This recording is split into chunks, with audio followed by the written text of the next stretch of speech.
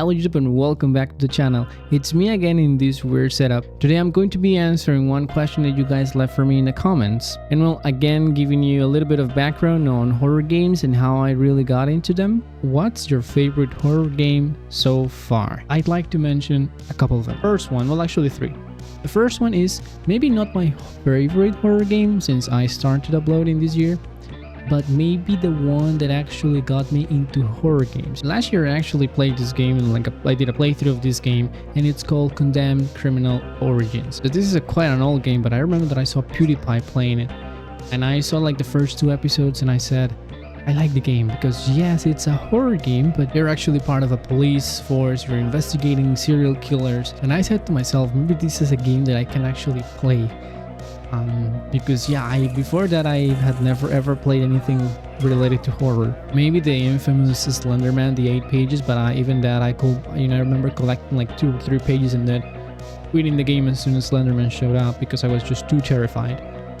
During my childhood, I remember seeing my cousins playing Resident Evil 4, and I was totally afraid of the Chainsaw Man. So when I downloaded the game, I was in the menu, and just the music, I said to myself, no, I'm not going to be able to play this. It took me a few attempts to begin to play the game. Then I got into chapter 1 and I was terrified. Frozen, controlling the mouse and keyboard, me having to interact with that world was a little bit too much, at least at that point in time. But eventually I loved the game, at the point in which it was not that scary anymore. It was fun. And that's the important thing. It was a fun game. More than a scary horror game, it was a fun game. Actually, you can see me playing it in the background. And this is the second time I've played the game. It was a very pleasant feeling to see that the game aged quite well in my mind. And well, actually as a game on its own, it's actually a pretty good game. If you haven't played Condemned Criminal Origins and you are not really into horror games, you might find it interesting. Maybe the fighting mechanics are not the best, but it's quite an old game. So I said that's one of my favorites. It has a special place in my heart because it was, again, the first horror game I was brave enough to play and to finish, because I actually beat the game some years ago. But more recently, and let's talk about last year, I will say there are 2 games that have been my favorite overall, and they are quite high on my personal list. The first one is Fierce to Fathom, the Ironbark Lookout, the gameplay you can see in the background. This was my 4th or 5th video I uploaded, I think on November, because it came out November last year, I think. Before I played this game, I knew about a Fierce to Fathom like saga or games, but I had never played them actually, so I had not spoiled myself about anything regarding these games or how they worked. I knew that they were based on real life events, but the Ironbark Lookout was a nice game. I enjoyed. Graphics wise, even if it has this like PS1/PS2 style graphics, they add up to the experience, the music, the sound effects.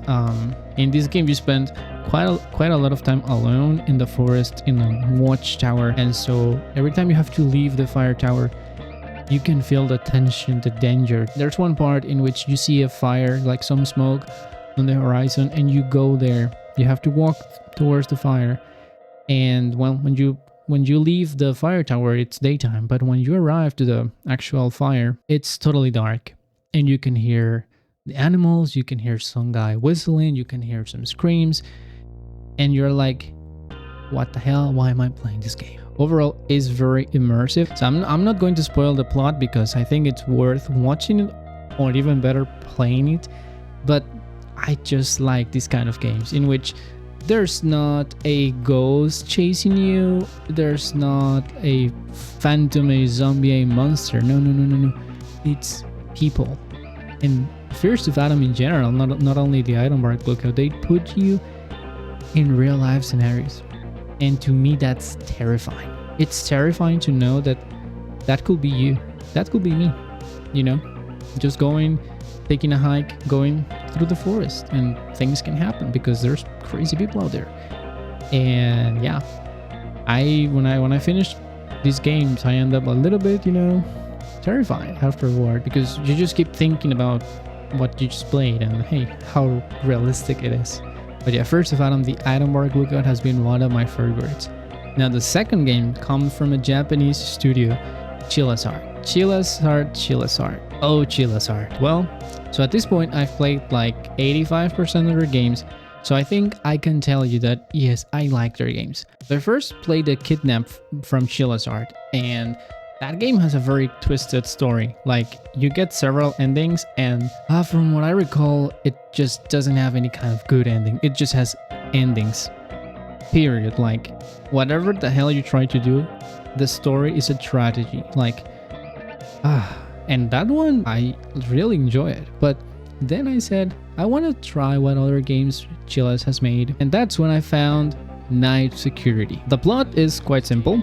Again, it seems like a normal job someone might have. So you work at a building that has several floors. So you start on the first one, and you have to make sure that the lights are turned off, that there's no one still working. You have to, lock down all the rooms, which sounds like something super basic, that doesn't sound scary at all, right? But the thing is that as you go up and up, from the second to the third to the fourth floor, you begin to notice things. Let's just say that each floor is scarier than the previous one until you get to the last one and you find out what the story is about. And something that I really enjoy about this one is that every floor had like their own theme, their own topic, and each floor was actually like, and let's say that each floor was trying to scare me or scare you in their own way, in their own wicked way. And man, when you get to the last floor, I don't know, I felt desperation. And at some point I said, please, I just want to finish the game. I want this guy to just get out of this freaking building because this is just too scary. The game has two different endings. Again, there's not good ending. Like, there's one, the first one is very obvious what you have to do. The second one requires you to take a look at the last floor while something is going on, so it's super stressful. Just remembering it, I was like freaking running around trying to find some freaking numbers. Sorry. But then when you see the second ending, it's like, again, it's so tough. There's no good ending.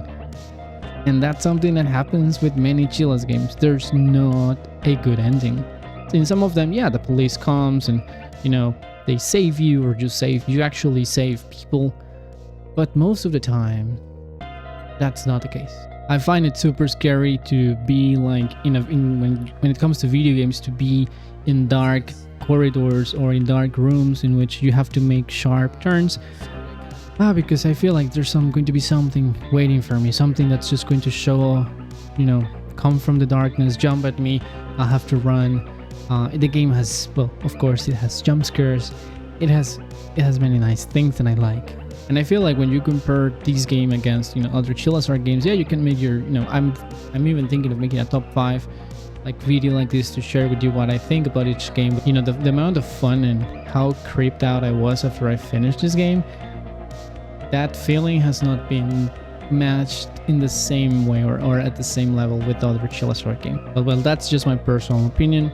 And of course, other Chillazart games have made me scream and be totally scared and jump away from the screen, jump on my chair. That's something that usually happens when I play a Chillaz game.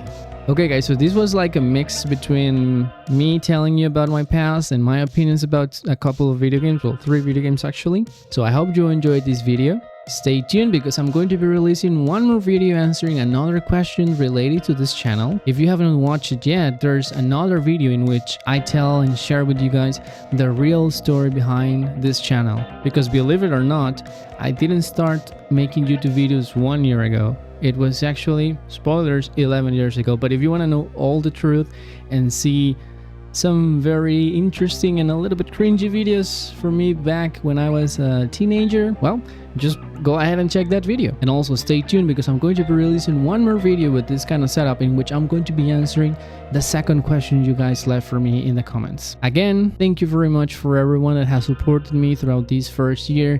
I'm really happy. I really appreciate all your comments, your like. If there are any other questions you like me to ask in the near future in a video like this, or anything else that you like me to talk about, feel free to leave that in the comments. I'm going to be reading you and answering to all of you. Yeah, I hope you enjoyed this video, and I'll see you in the next one. Bye.